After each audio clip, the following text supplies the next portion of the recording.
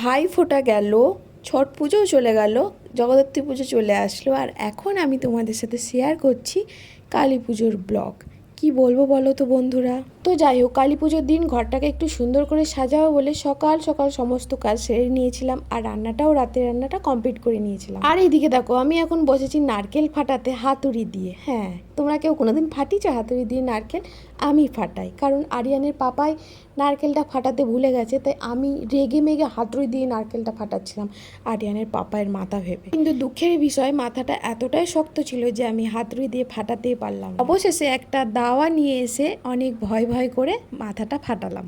না মানে মাথা না, নারকেলটা ফাটালাম।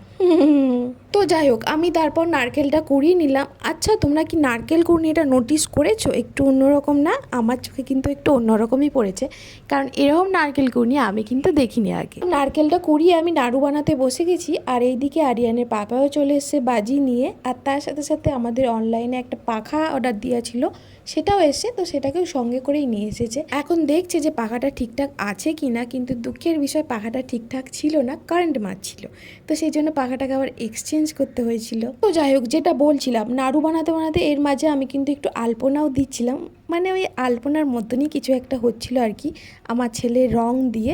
তোমরা কিছু মনে করো না, হ্যাঁ, আমি না খুব একটা ভালো আলপনা দিতে পারি না, ওই যেরকম পেরেছি সেরকম দিয়েছি এই আর কি। তারপর নাড়ুকে ঠিকঠাক করে গুছিয়ে রেখে বানাতে বসেছিলাম রঙ্গোলি। হ্যাঁ গো বন্ধুরা, আমি প্রথম রঙ্গোলি বানাচ্ছি, তা আবার এটা যে রঙ্গোলি বানানোর যে রং হয় সেই দিয়ে না, যে হোলি খেলার যে হোলি আবির হয়, তো সেই দিয়ে বানিয়েছিলাম। একটু টেরাবেঁকা হয়েছে, তো তারপর একটু গোলাপ ফুল দিয়ে সুন্দর করে সাজিয়ে দিয়েছিলাম। কেমন হয়েছে কিন্তু অবশ্যই জানিও।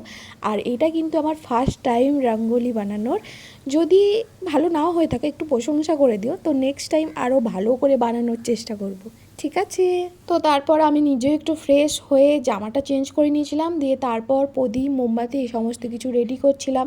আর এইদিকে অন্ধকারও হয়ে গেছিলো, আর আরিয়ানের পাপাই অপেক্ষা করছিল আমার জন্য বাজি হাতে করে নিয়ে। বাজি ফাটাবো দুজনে একসাথে, দুজন নয়, আমরা তিনজন মিলে, আরও এখানে অনেকজন ছিল, তো সবাই মিলেই একসাথে ফাটিয়েছি। আচ্ছা, এবার বলো তো আমার ঘরটা কেমন সুন্দর লাগছে প্রদীপ আর মোমবাতির আলোয়। আর দেখো এই রাঙ্গোলিটা, রাঙ্গোলি খারাপই হোক আর ভালোই হোক, আমার মনে হয় যে রাঙ্গোলির মধ্যে একটু আলো দিয়ে দিলে রাঙ্গোলির রূপটাই পরিবর্তন হয়ে যায়। তারপর পুরো ঘরে বাতি মোমবাতি জ্বালিয়ে বাইরে এসেছিলাম সবাই মিলে বাজি পোড়াতে।